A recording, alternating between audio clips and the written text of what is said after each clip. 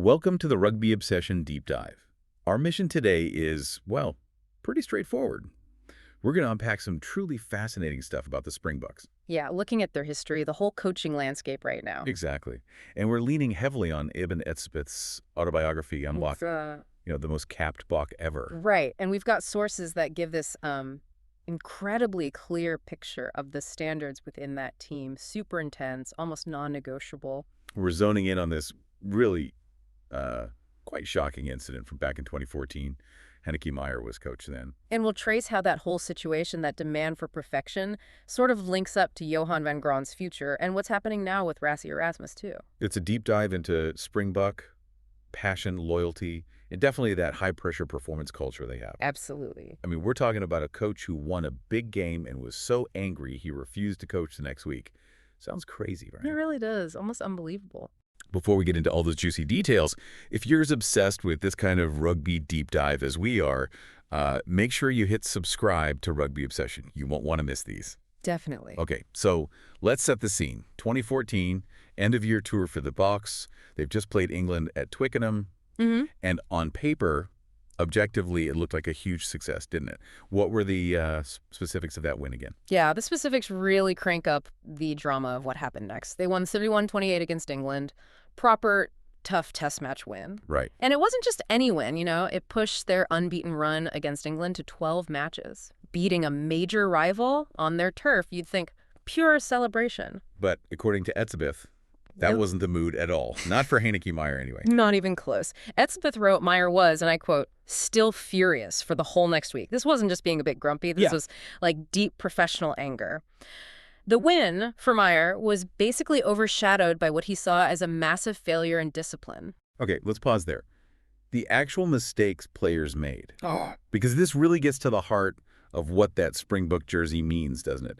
What did they actually do? Right. So there were two main things. Not like criminal stuff, but huge in terms of the team's process and identity. First, some senior players late for a team meeting. Okay, tardiness. Bad, but maybe understandable sometimes? Maybe. But then the second one, this is the real kicker. Culturally speaking, another player was late for the jersey handover ceremony on Friday. Okay, that distinction is key. For anyone listening who might not quite grasp the weight of that, what is the jersey handover in the book setup? Why is being late for that so much worse? It's probably the most central ritual in South African rugby. It's where all the history, the expectation, the pride wrapped up in that jersey gets passed to the current team. It's this moment of huge respect, connecting with legends, acknowledging the sacrifice they're about to make. Being late for that, it's not just bad timekeeping. Like being late for the legacy itself. Exactly. It implies your focus isn't totally on the match, on what it represents.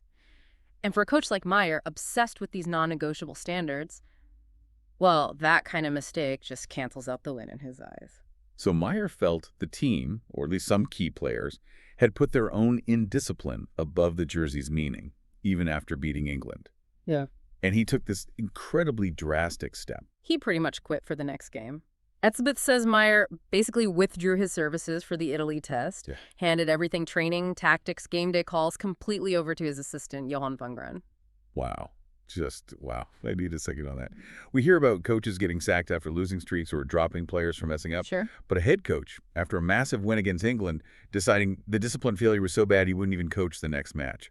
Was that like a calculated shock tactic? Yeah. Or just genuine anger, breakdown of trust? I think the sources suggest probably a bit of both. Definitely emotional. You can feel the pressure Meyer was under to keep that standard sky high. But it was also a hell of a statement, wasn't it? A calculated shock. He was basically saying to those senior guys, if you can't respect the standard, I don't respect your win.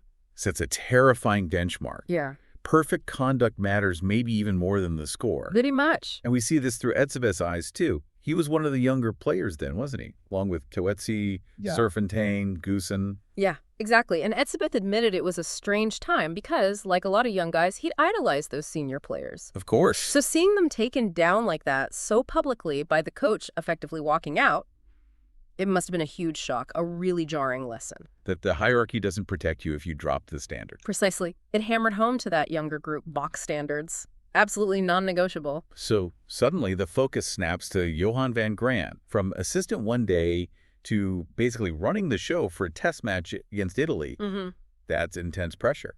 How did he cope? He did well, actually. Van Graan coached the team to a win against Italy, 22-6. Tries from Goni Oosthuizen, Cobus Reinach, Brian Habana. Look, Italy wasn't the toughest opponent on that tour, but getting a solid win during all that internal chaos, that says a lot about Van Graan's ability to keep things steady, rally the troops. Right, he steadied the ship at that moment. Yeah. But it sounds like the whole tour had this kind of underlying turbulence. The results overall were a bit mixed, weren't they? They were, yeah. If you look at the whole tour, it's patchy. They beat England, then the Meyer drama, then Van Graan gets the Italy win. But they finished with a loss to Wales, 6-12. And remember, they'd already lost to Ireland earlier on the tour, 29-15, so it was really fragmented, highs and lows. Highlights how that internal cohesion, the very thing Meyer was fighting for, albeit maybe drastic. It's crucial for consistent success. Yeah. And that internal demand for perfection, it seems to mirror the relationship the team has with its fans. Yeah. Etzebeth talks about this in the book, right? Linking it to the whole Springbok mentality. He does. It's a really key insight. Etzebeth basically says the players want the fans to get angry when they don't perform. Really? They want the anger. Yeah, he frames it as part of the deal. It's the expected kickback if they don't meet that standard. He actually praised Rassie Erasmus for keeping that sort of charged atmosphere around the team today. Interesting. It tells you that the pressure cooker Meyer was operating in back then, it wasn't just a one-off. It's kind of fundamental to the Springbok identity. That internal discipline connects to the external expectation. Okay, that high-pressure world brings us right up to today and the coaching situation. Because Johann van Graan, the guy who stepped in during that 2014 crisis, he's just had massive success coaching Bath to the Premiership title. His name's naturally coming up a lot now for the Bok job down the line. And why wouldn't it? His CV is looking pretty stellar right now, but when he talked about his future after that Premiership win, he was very measured, diplomatic. Knew the landscape. Totally. Yeah. He understands the politics. So what did he actually say about potentially taking over from Rassie? Well, he was really clear about loving his job at Bath, his commitment there. And about the Bok job, he said, it's outside of my control for now. Right. Which wasn't just him being modest, you know, it was just pragmatic, acknowledging the current reality. And that reality is Rassie Erasmus. Absolutely. Van Graan straight up said the Bucks are in very good hands with Rassie, called him a phenomenal coach, leading a phenomenal team.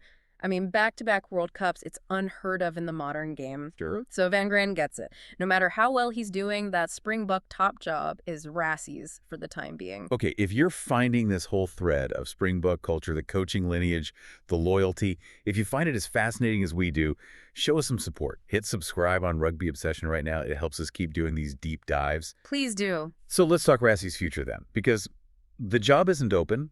But SA Rugby definitely wants him to stay beyond the 2027 World Cup. But the reports say there's a stumbling block in the talks. Yes. And this is where that whole history of high standards and loyalty kind of comes full circle, but in a different way. The issue isn't Rassie's salary, apparently, or even how long his own contract is. It's all about loyalty, about the structure. How so? What's the specific point? He wants guarantees for his team, his support staff. The stumbling block, according to sources, is his demand that his key assistants get their contracts extended with his. Right. So he's saying, if you want me long-term, you need to commit to the team I built, the team I trust. Pretty much. That's the message. That's cool. Actually, a fascinating parallel to Meyer in 2014, isn't it? Just applied differently. Meyer demanded player perfection by withdrawing himself. Erasmus is demanding structural loyalty and stability by digging his heels in on negotiations. Both are enforcing a kind of non-negotiable standard. Yeah, that's a great way to put it. Meyer's was maybe more focused internally on discipline, punishing errors. Erasmus's seems focused externally on securing the conditions for future success. It shows maybe an evolution in leadership, but that core idea, the standard is absolute, seems the same. Definitely. Rassie knows you don't win back-to-back World Cups by accident. It takes cohesion, stability, trust, especially in the coaching box. Right. So by fighting for his assistant's security, he's cementing the structure that delivered those trophies. He's demanding security for the whole system, not just himself. The history's just right. It's incredible when you lay it out like this. From a coach basically walking out after a win because standards weren't met, to the current coach demanding full team contract security before he'll sign on for the next cycle. Both moments really shout about the intense professional pride in that Springbok setup. And that pressure, that history, it explains why the performance benchmark for the Bucks is just so incredibly high, whether it's Meyer's shock tactics back then or Rassie's structural demands now. The underlying message to everyone involved is the same. Yeah. Zero margin for error. We'd genuinely love to hear what you think about all this. Was Meyer's move in 2014, pulling his services after a win, was that necessary? Did it set a standard that helped later, or was it just too much? Let us know in the comments. Yeah, definitely interested in listener thoughts on that one. Because if you connect that single incident back to the bigger picture, demanding accountability, even from senior guys, even after a massive win, it shows the depth of commitment required. And as Etzebeth points out, it's a benchmark the fans demand too. They expect to be angry if the standard drops. It really is a defining part of South African rugby, isn't it? That intense pride under fierce national scrutiny, from the almost religious feel of the jersey handover to the nitty-gritty of modern contract talks. The standards are just huge, unforgiving. Which leaves us with a final thought for you, the listener, to maybe mull over. Considering the Bucks' success recently, does that extreme 2014 incident, a coach stepping back after a win, does it actually reveal something essential about the mental intensity needed for long-term dominance in Test rugby? Is that level of demand sustainable, or just brutally effective sometimes? His question. We really hope you enjoyed this deep dive into the complex standards and history of Springbok rugby. And one last time, don't forget to subscribe to Rugby Obsession. Thanks for tuning in. Thank you for listening to the Rugby Obsession Deep Dive, and we look forward to having you with us for our next episode.